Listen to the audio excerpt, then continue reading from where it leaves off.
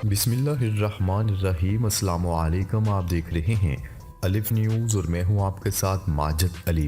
شامل کرتے ہیں پاکستان اور دنیا بھر سے بریکنگ نیوز ہیڈ لائنز۔ ایرانی صدر کی پیوٹن سے ملاقات، روس یوکرین جنگ اور غزہ کی صورتحال پر تبادلہ خیال۔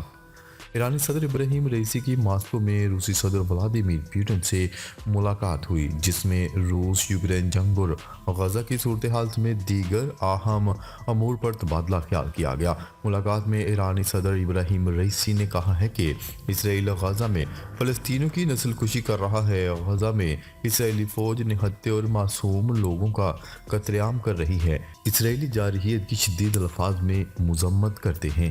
اس موقع پر روسی صدر ولادیمیر پیوٹن نے مشرق وسطی، خاص طور پر فلسطین کی صورتحال پر اظہار تشویش کیا اور کہا کہ مسئلہ فلسطین کا حل دو ریاستوں کا قیام ہے۔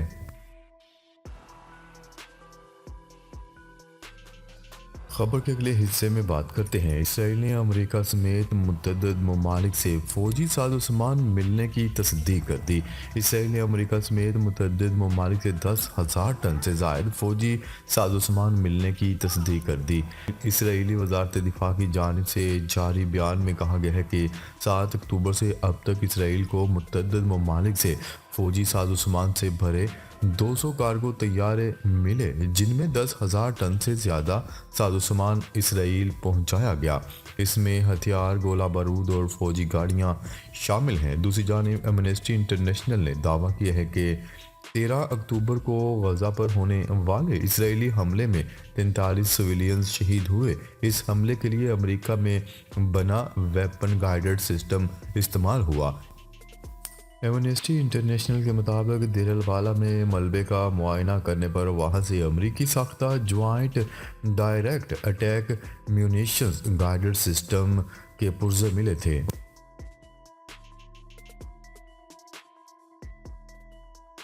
خبر کے اگلے حصے میں بات کرتے ہیں۔ حزب اللہ کے میزائل حملے، اسرائیلی وزیراعظم نے بیروت کو غزہ بنانے کی دھمکی دے دی۔ لبنان سے اسرائیل پر حزب اللہ کے میزائل حملے میں ایک اسرائیلی فوجی ہلاک۔ حزب اللہ حملے پر اسرائیلی وزیراعظم نے بیروت کو غزہ بنانے کی دھمکی دے دی۔ لبنانی مزاحمتی تنظیم حزب اللہ نے 24 گزشتہ گھنٹوں میں اسرائیل کے 13 فوجی اہداف کو نشانہ بنایا تھا، جس میں 2 اسرائیلی فوجی مارے گئے۔ لبنان کا کہنا ہے کہ اسرائیلی فوج نے جنوبی سرحدی علاقے میں وائٹ فاسفورس کا حملہ کیا ہے۔ غزہ میں جاری جارحانہ اسرائیلی کارروائیوں کے دوران مختلف رہائشی علاقوں پر اسرائیلی بمباری میں گزشتہ 24 گھنٹے کے دوران 350 سے زائد فلسطینی شہید ہو چکے ہیں۔ گزشتہ 2 ماہ کے دوران اسرائیل کے وحشیانہ حملوں میں شہید فلسطینیوں کی تعداد 17,000 سے تجاوز کر چکی ہے، جبکہ شہداء میں نصف سے زیادہ تعداد بچوں اور خواتین پر مشتمل ہے۔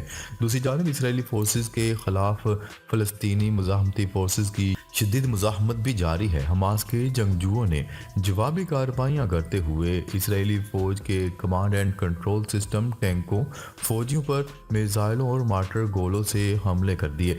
3 روز میں 135 اسرائیلی فوجی گاڑیاں تباہ کر دی گئیں۔ اسرائیلی فوج نے زمینی آپریشن میں حماس سے جھڑپوں میں 87 اسرائیلی فوجیوں کی ہلاکت کا بھی اعتراف کر لیا۔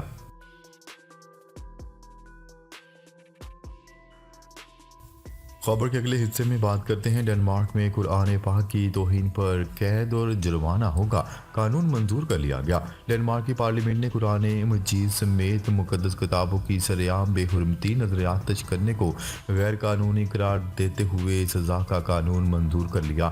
قانون کے مطابق عوامی مقامات پر قرآن مجید سمیت کسی بھی مقدس کتاب کی بے حرمتی نظریاتش کرنے یا اس کو پھاڑنے والے شخص کو زیادہ سے زیادہ 2 سال قید اور جرمانہ یا پھر دونوں سزائیں ہوں گی۔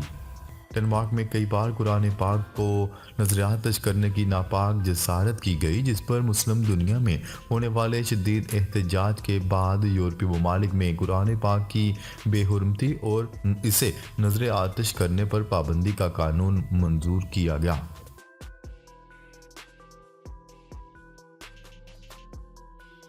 خبر کے اگلے حصے میں بات کرتے ہیں۔ خلیجی تعاون کونسل ممالک نے مشترکہ سیاحتی ویزے کی منظوری دے دی۔ علی تعاون کونسل ممالک نے مشترکہ سیاحتی ویزے کی منظوری دے دی۔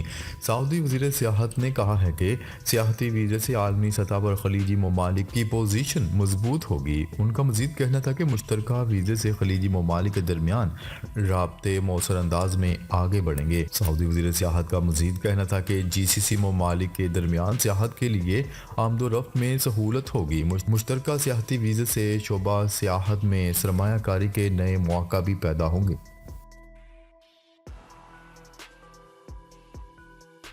خبر کے اگلے حصے میں بات کرتے ہیں سعودی رائل فضائیہ کا لڑاکا طیارہ گر کر تباہ، پائلٹ جاں بحق۔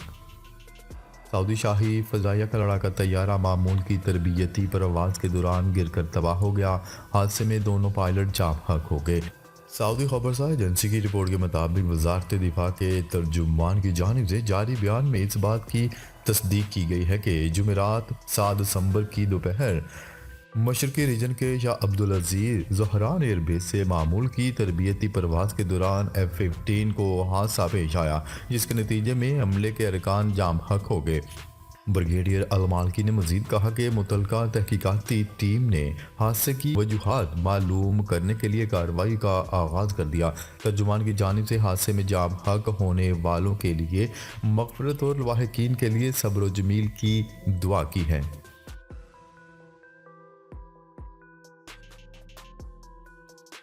خبر کے اگلے حصے میں بات کرتے ہیں۔ حماس کے رہنما ابو عبیدہ نے دعویٰ کیا ہے کہ 3 دن میں 135 اسرائیلی گاڑیوں کو مکمل یا جزوی طور پر تباہ کر دیا گیا۔ غیر ملکی خبرساز ایجنسی کی رپورٹ کے مطابق حماس کی القسام برگیڈز کے ترجمان ابو عبیدہ نے اپنے ایک بیان میں کہا ہے کہ 72 گھنٹے کے دوران کی گئی کارروائیوں میں درجنوں صہیونی فوجی ہلاک اور زخمی ہوئے ہیں۔ انہوں نے کہا ہے کہ القسام کے مجاہدین نے دو بدو لڑائی میں اسرائیلی فوجیوں کو ہلاک و زخمی کیا۔ ابو عبیدہ کا مزید کہنا تھا کہ حماس کے مجاہدین نے مارٹر گولوں اور میزائلوں سے دشمن کے میزائلوں کو بھی تباہ کر دیا۔ انہوں نے کہا کہ میزائل حملوں میں اسرائیل میں موجود صہیونی اداروں اور اہداف کو بھی نشانہ بنایا گیا۔